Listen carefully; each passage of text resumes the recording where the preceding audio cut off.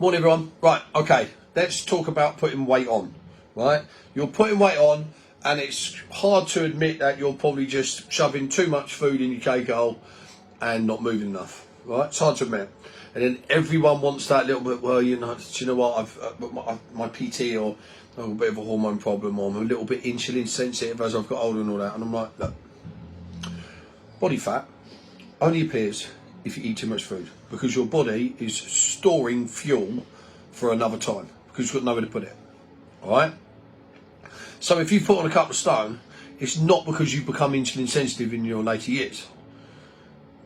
It's not that. It's you're eating too much food. Yeah, and like, I speak to so many. You would not believe how many people on consultation they go, I've just my metabolism slowing down. I'm eating late at night, and obviously my body stores all this fat and loads of other bollocks. And then I say to people, listen, body fat, where do you think it comes from? And you can see the cogs grinding. They're like, okay, yeah. And I'm like, it's because you're eating too much food. Yeah, it's that simple. So, you might not be able to get back to where you were in your 20s. It's really hard anyway, of course. But you'll be able to lose weight if you adjust your energy and energy out balance, calorie deficit, whatever you want to call it. All right? For me, it's reduced portion control because I don't count calories or track macros, etc. all the way food.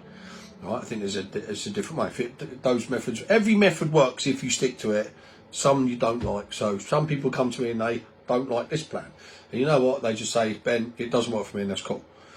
All right? So I'm not sitting here telling you this is the only way on planet Earth. But think about it. You want to lose weight, so you think, I know what I'm going to do. I'm not going to eat food. I'm going to drink shakes for 2 meals a day and then just have a meal in the evening. So straight away now you are getting an attachment to the fact that if you eat food, you'll put weight on. If you want to lose weight, you have to get rid of food and have 2 shakes a day. That's not normal. That is not a normal way to live. Yeah?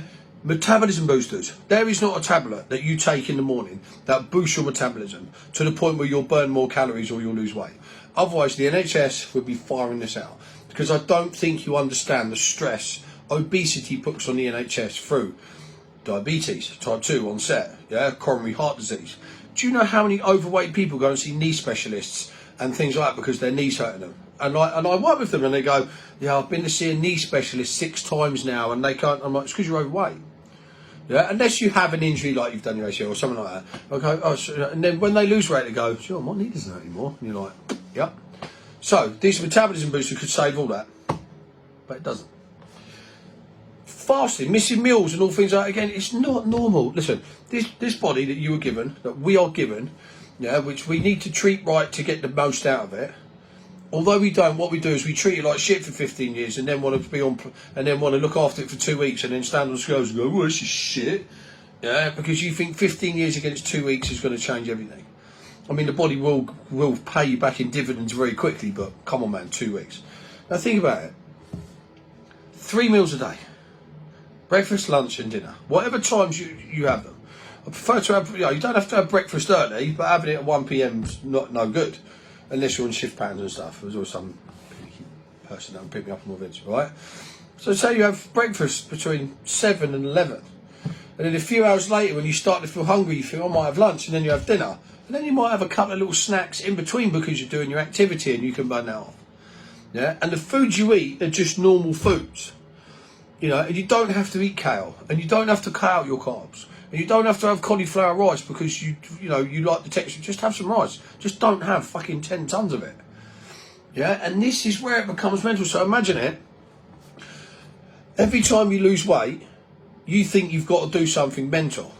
So when someone like me comes along, or other fitness professionals that like to promote health, and sanity, say, listen, have you tried eating 3 meals a day and a couple of snacks? And they're like, what? For me, one snack, 1, 2, 3, 4. That's how I do it.